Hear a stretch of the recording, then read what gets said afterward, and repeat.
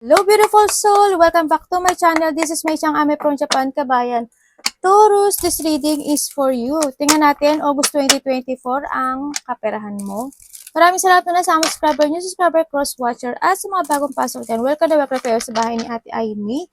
Maraming salamat din sa nakataba na puso ninyong mga comments. Sa lalos lahat kayo is resonate. Keep comment na mga kabayan ng inyong energy is ewadya. Pati pangalan nyo, binabasa ko. Makuha ko lang ang inyong energy. Mga gusto po magpa-personal reading, all the details po is nasa baba. Huwag na tayo magsayang ng oras. We has the wishbone. No? This is a general reading Taurus ha.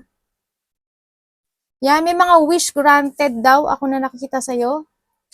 Naku, ano talaga, pag may dumi yung table. Yan, may mga wish come true na mag-grant. Yan, congrats. And we have the crack cup. Magkakaroon ng mga, meron daw or magkakaroon ng mga dissatisfaction in life. Yan. This August, ano? Yan. Kung ano man yun, yan. Siguro may mga mawawasak na isang relationship, pride, ego, mga ganyan. Kung ano man yun, basta magkakaroon kayo ng dissatisfaction sa buhay. Yan. May mga mawawasak, mawawala ng tiwala, mga ganyan, mawawala ng kung ano man itong dissatisfaction na to. And syempre, we have the bull. Ang sinasabi dito, huwag mo ito ipapakita yung kahinaan mo. No? Ipakita mo yung ikaw, kumbaga, huwag mo ipakita na mahina ka. No? Sa nakita ko, maybe you are dealing with Taurus, no? Kasi di sa Taurus. Yan. Taurus, ikaw pala yung Taurus. Sabi natin, ate, ako yun. Oo nga, nagulat ako. Kala ko sino binabasa ko. Ikaw pala to, oh. Huwag mo ipapakita na na mahina kasi matapang ka naman talaga, no? Yan. And we have the jug. Sinasabi dito, alagaan mo daw yung sarili mo, ha? Pahalagahan mo yung sarili mo, alagaan mo yung sarili mo. Yan, sabi niya dito, baka nagkakaroon ka ng dissatisfaction sa sarili mo, ha? Sample lang to. Ingatan mo yung sarili mo. Kumbaga, nakita ko kasi dito with the jug kasi parang, kung titignan mo, parang messy, parang mahina na, 'di ba? Baka eto 'yun, oh, 'di ba? Kumbaga si jug tapos itong si cup nawasak, oh, 'di ba? Kumbaga, wag mong sirain yung sarili mo o wag kang mapanghinaan. Wag mo ipakitang mahina ka, no? Kung ano man 'yan. We have the dolphin. Yan. Ang sabi dito, may mga financial gain daw na parating sa iyo. May mga ginawa ka sa nakaraan from the past na darating daw, no? Sa'yo. Halimbawa, nag-invest ka, ganyan. O kaya nag-ipon ka. Ngayon, medyo baka sakaling lumago na yun, di ba? Yan. Kumbaga, may financial gain na magaganap sa'yo. Halimbawa, nagtiis ka na hindi ka naggumastos, di ba? Ng pera. Ganun. Kumbaga, yung financial na yun, magigain siya, lalaki siya, tataas siya. Love the December, hindi ko alam kung anong meron sa December, no? Baka birthday ng kung sino man yan sa'yo, related sa'yo yan, o kaya there's something happen in December, yun nakita ko. We have the mountain, sabi dito, you are on the road to success. Yan, malapit ka na daw sa success mo, no? Kumbaga, may mga wini-wish ka siguro na gusto mong mag-success, ayan, malapit na to. Kung ano man ito. Baka by December siya, di ba? O kung kailan man siya, by August or December. May mga, basta you're on the road of success. Kumbaga, nasa tamang landas ka. No? Kung ano yung naiisip mo. We have the pail. Sinasabi dito, kailangan mo daw lumabas. Kumbaga, nakikita ko to matatapos na yung mga paghihirap na dinaranas mo sa buhay mo. With the fail. Kumbaga, siguro may mga wini-wish ka na mangyari sa buhay mo, na kasaganaan. Yes, darating na siya. No, kung ano man yung nangyaring mga nawala, na sayang. Yan. Yan. Kumbaga, siguro, strange lang, ibalik mo yung, huwag ka panghinaan. Huwag ka manghinayang. Huwag mo ipakitang mahina ka. No? Yun nga, kumbaga, alagaan mo rin yung sarili mo, kailangan mo na rin lumabas sa sitwasyon na lungkot, sitwasyon na mahihirap, sitwasyon na madilim, ganyan. Kung ano man to, no? And we have the Dorje Drolo. Yan. Sinasabi dito, kailangan mo daw i-let go yung logical mo. Kumbaga, gamitin mo daw yung wisdom mo Kasi yun daw yung mag-guide sa'yo. Diba? Kaya, ang kinakailangan, i-open mo yung third eye mo, kumbaga hanggat maaari, sinasabi dito, kasi you have a wisdom may karunungan ka. May karunungan ka na kaya mong lakpasan ng lahat. Huwag ka lang panghihinaan. No, dito, sa nakikita ko dito. Kasi tamo dito, this sa lion, maybe, may, you are dealing or may kakilala kang malapit sa'yo na lion, kasi this a lion. Kumbaga, ipakita mo yung strength mo, wag kang panghinaan. Kumbaga, kasi meron siyang dito, third eye sa nakita ko dito. Yun nga, ilet mo yung being logical. Ang pairalin mo, yung karunungan mo, yung wisdom mo, kasi yun talaga ang mag-guide sa'yo. Trust your intuition din sa nakikita ko dito, ha? And we have the Berkana. Yan. Kasi sinasabi ito sa fertility kasi. May pagbunga, paglago, yan, success, kung magkakaroon ka ng lakas ng loob. Yan. Kung magkakaroon ka ng lakas ng loob at aalis ka dito sa dilim na to, yan, makakamit mo tong si Mountain Road, yung success ka yan, di ba? Ang nakita ko dito. Tsaka, ito rin, gamitin mo yung karunungan mo. No? Huwag yung logic lang. Yung karunungan mo ang gamitin mo. You need to trust yourself. Siyempre, trust your intuition. Alam ko na kaya mo na palaguin muli. Kasi, ito yung paglago, yung pag-unlad ito. No, ang nakikita ko dito kay Berkana. Fertility kasi yan. Yan, ay nakikita ko rin dito. Teka lang. Kumbaga, may mga pagbabago daw na magaganap sa buhay mo dito, no? Pagbabago, may mga pagbabago sa buhay. May baka something completion, ako nakikita, growth dito. Kung nakita mo siya, di ba, there's a growth. Aray, kung sakit na pa ako. Yan, pagbabago sa buhay, growth. Basta tandaan mo ito, ha? Alagaan mo yung sarili mo. Well, the 0505, unexpected ship, oh. Tingnan mo, magkakapareho siya, oh. Unexpected ship. Nangyayari sa'yo. Baka unexpected wishbone, yan, mga wini-wish mo, yan, yung pag-gain ng financial mo, itong growth mo, pagbabago sa buhay, yan. Tsaka ito rin, basta yung logic mo, yung logical something, i-let go mo yan. Yung kakayahan at karunungan mo, ilabas mo.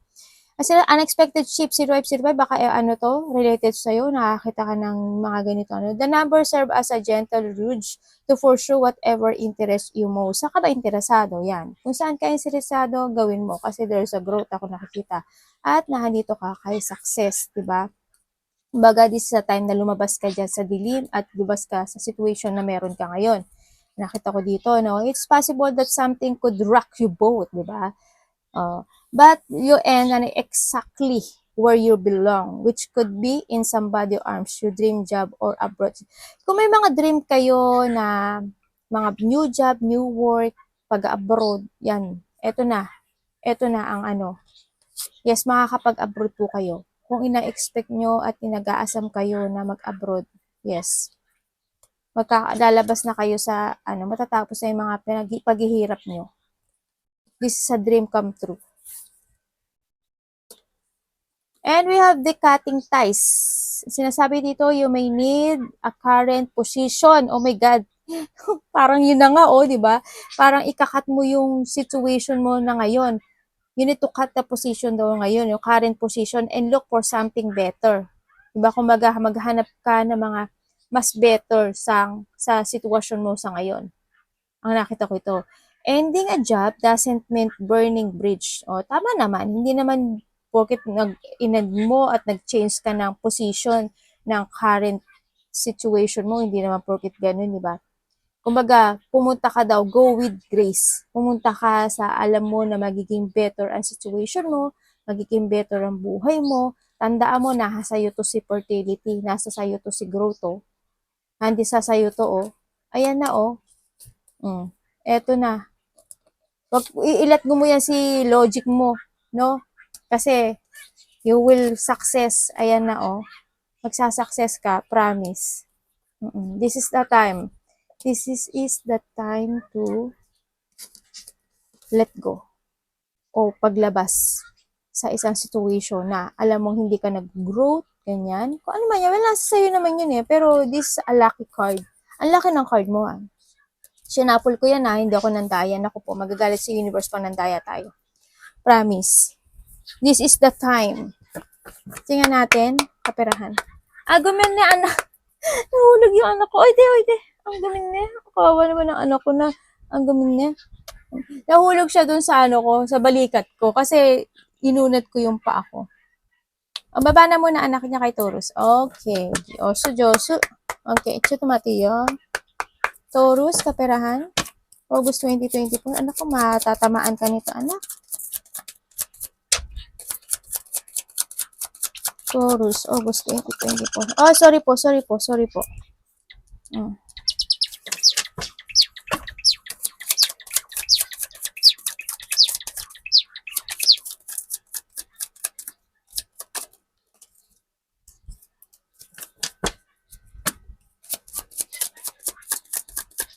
Taurus. Wow! Ace of Sword. Oh my God. Congrats. Oh my God. Congrats.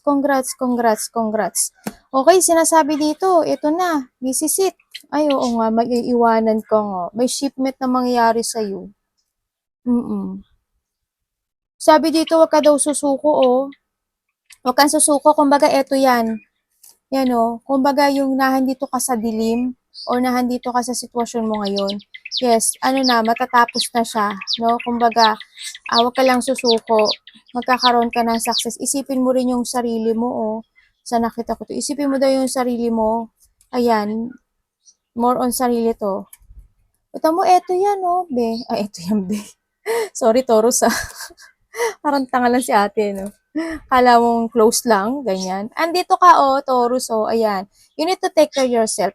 Talagang you need to take care of yourself dito sa nakita ko. Be honest lang to yourself. Syempre, there's a many ideas ako nakikita na gagawin mo. May mga shipment ako nakikita talaga sa'yo na magkakaroon ng victory and success. Kung ano daw yung mga ideas na gusto mo, wag mo, you need to keep fighting itong situation, ideas na to, mga plano, project, kung ano man yung idea na gusto mong gawin. Yes, magsasucess ka. No? Kumbaga, there's a new beginning na magaganap sa'yo. Victory and success ang nakikita ko sa'yo dito. After na puro sakit na magaganap sa'yo, may mga mangyayaring growth sa buhay mo. Ang nakikita ko dito. Siguro iba sa inyo nag-iipon pa ng pera. Alagaan mo yung sarili mo, ha? Mag-focus ka sa sarili mo. Para hindi ka magkasakit.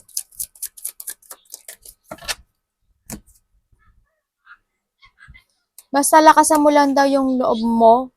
I-let go mo na yung mga addictions in life, yung mga bad habit in life, kung ano meron ka man.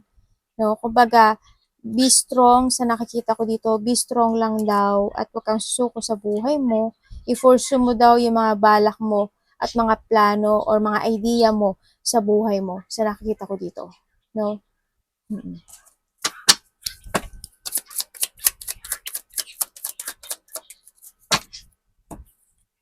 Wow, the sun, oh. Congrats. Oh, ito na. Yes. May mga magaganap o mangyayari na wish come true. Yes, success. Material happiness. Yan, makaka-recover ka na daw. Makaka-recover ka na talaga sa mga hirap na pinagdadaanan mo. There's a growth na. There's a growth, there's a hope, there's a happiness, there's an abundance, enlightenment, freedom. Makakalaya ka na sa mga hirap na pinagdadaanan mo. I-grab mo na to. Naku po. Tunay, tinutulungan ka na ng taas, huwag ka lang daw susuko kasi tinutulungan ka ng taas. Pero tandaan mo, cutting ties ha. Kailangan mo i-cut yung mga situation na hindi naman nakakagood sa'yo. Or kung alam mo sa current job mo is hindi naman ka nagsasucess, try to find yung much better para sa'yo. No? Kasi sinasabi naman dito, kumbaga go with grace. There's an opportunity ako nakikita sa iyo na parating. No? Yung idea na to, gawin mo siya. Halimbawa, idea mo, mag-a-apply ka sa abroad. Yes, gawin mo. Magsasucess ka. Magsasucess ka. This is the mountain road. Magsasucess ka. Matatapos na lahat ng paghihirap mo. With the sun, ayan pa si Sun. Oh. Ito pa si ano. Yan. Lahat naman to, lucky oh. Nandyan siya. No? Focus to yourself. Isipin mo yung sarili mo. Mag-focus ka sa gusto mo. I-force mo ito. Kasi there's a victory and success, abundance, happiness. Ako nakikita sa'yo. Material success and increase. Arigatou namasay. God bless.